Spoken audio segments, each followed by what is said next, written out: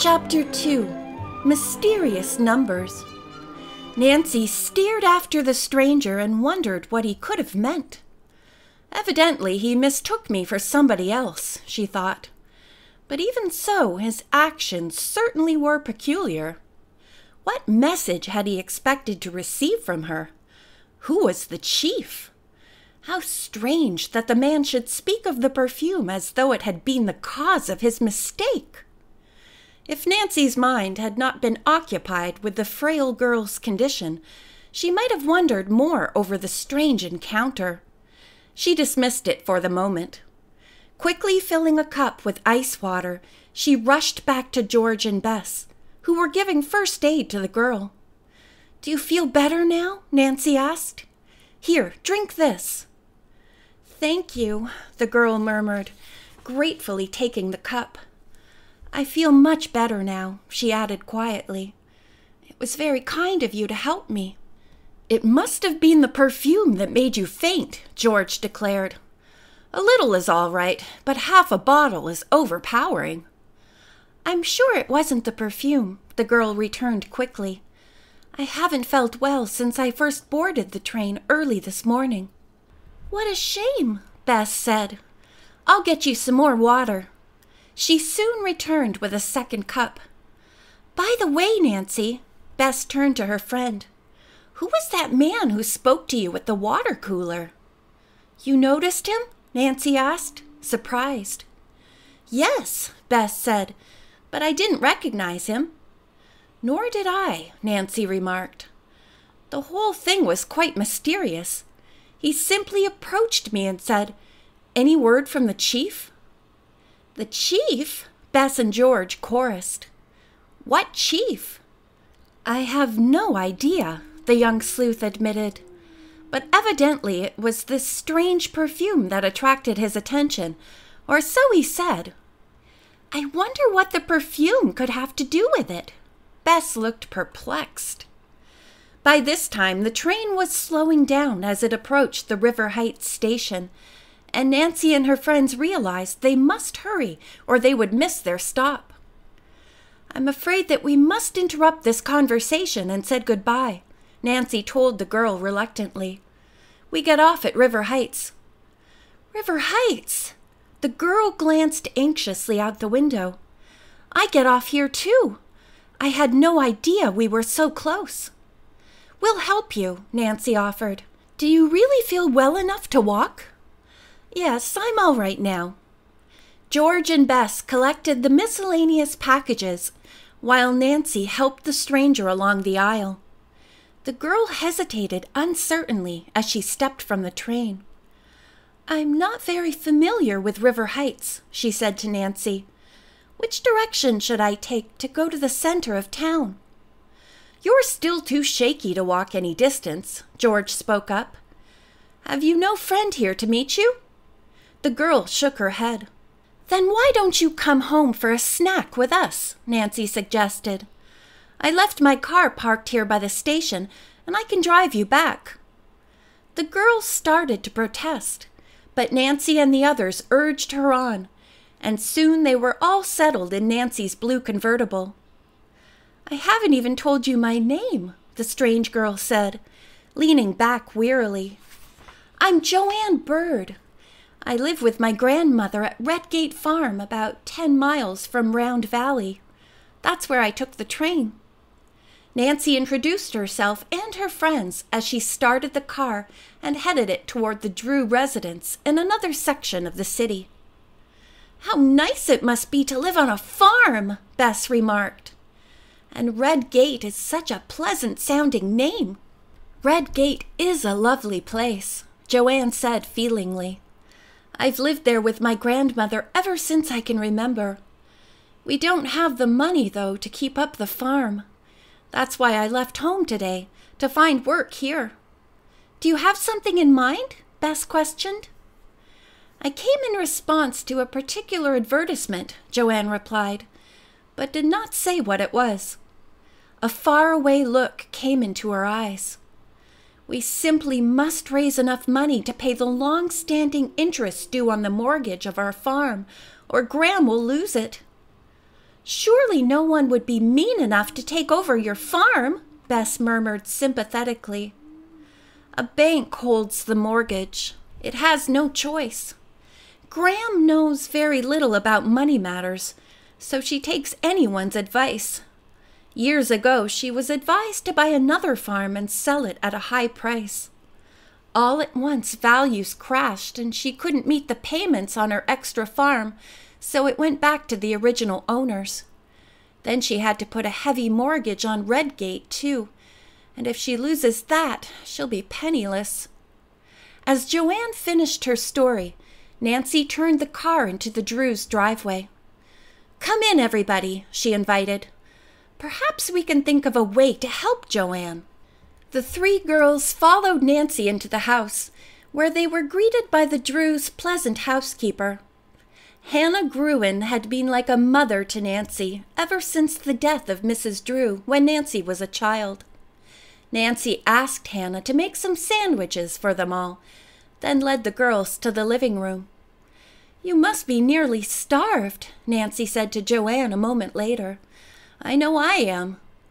"I am rather hungry," Joanne confessed. "I haven't had anything to eat since last night." "What?" the other girls chorused. "It was my own fault," Joanne said hastily. "I was too excited this morning to think about food." "It's no wonder you fainted," Nancy said. "I'll ask Hannah to fix you something hot." Nancy returned from the kitchen with a tray of appetizing sandwiches and a bowl of soup. Joanne ate heartily. Nancy and her friends joined in, for they had had only a light snack while on their shopping expedition. "I do feel better," Joanne announced when she had finished. "It was so good of you to bring me here." "Not at all," Nancy said softly. "We'd like to help you all we can." "Thank you, but I believe everything will work out all right if I only get this position." Joanne glanced anxiously at the clock. "I'll really have to go now, or I'll be too late to make the call this afternoon. Could you tell me how to get to this address?" She handed a folded scrap of newspaper to Nancy. "This particular ad for an office girl caught my eye, since it asks for someone who has had experience on a farm." Nancy found the advertisement to be rather conventional, but it was the name at the bottom of the paragraph that held her attention. "Why, this ad says Riverside Heights," she exclaimed. "You should have stayed on the train until the next stop." "I thought Riverside Heights and River Heights were the same place," Joanne Byrd cried in distressed surprise. "Riverside Heights is only a few miles away," Nancy explained, "and the names are confusing even to people who live near here, so it's a natural mistake." "Oh dear, I don't know what to do now," Joanne said anxiously. "If I don't apply for that position this afternoon, I'll probably lose my chance of getting it." Nancy had taken a liking to the girl and wanted to help her. Not only was Joanne half sick from lack of food, but she had worked herself into a nervous state. "You must let me drive you to Riverside Heights," Nancy insisted. "It'll only take 15 minutes, and you'll have plenty of time to apply for the position." Joanne's face brightened instantly, but she was reluctant to accept the favor.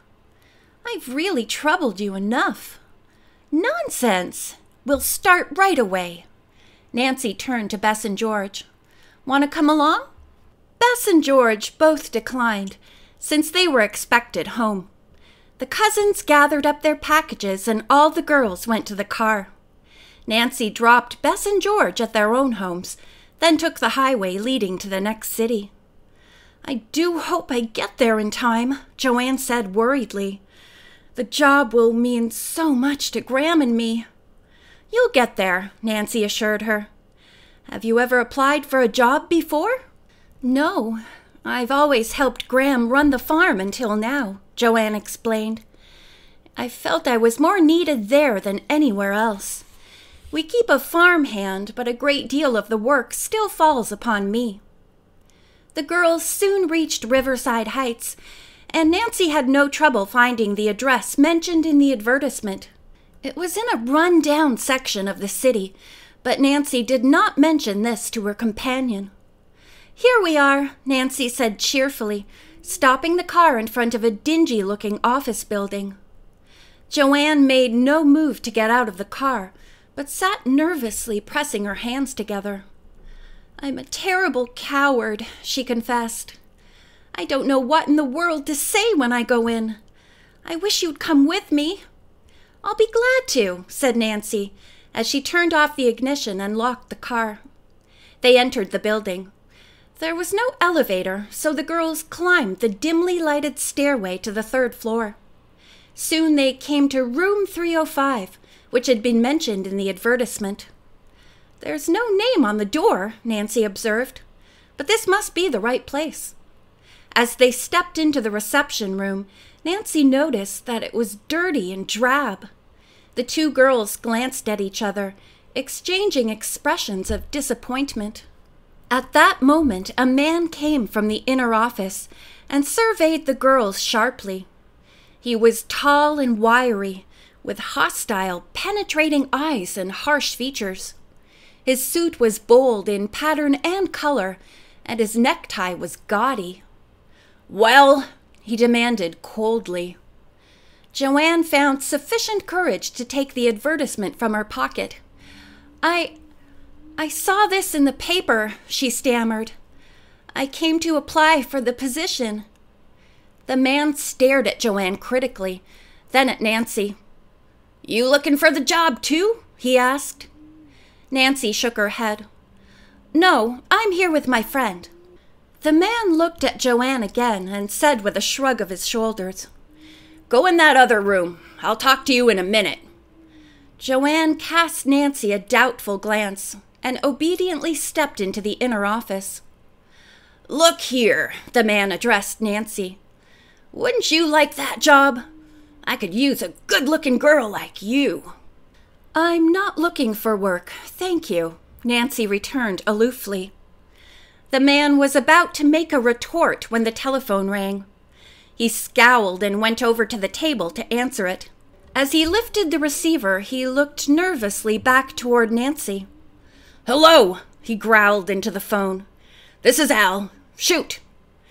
Nancy listened to his end of the unbusinesslike conversation and watched him reach for paper and pencil and begin to scribble down a line of figures. This in itself would not have seemed so peculiar, except that he continued to eye Nancy suspiciously. He kept on copying figures.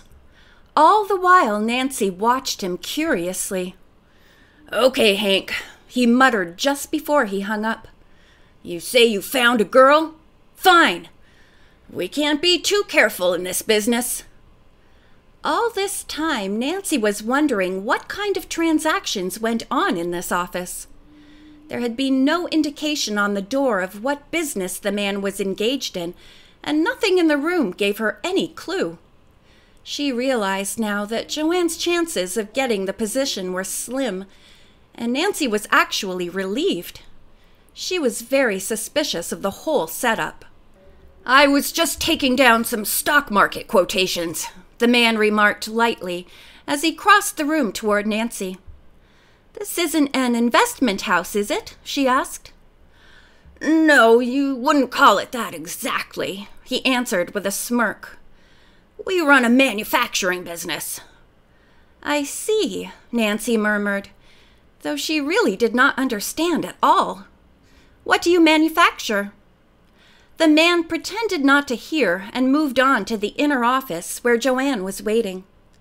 In haste to escape further questions, he forgot to pick up the sheet of paper with the numbers on it.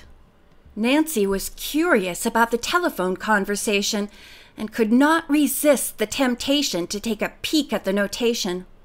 She stepped silently over to the telephone table and glanced at the sheet. Strung out across the top and bottom of the page were numbers.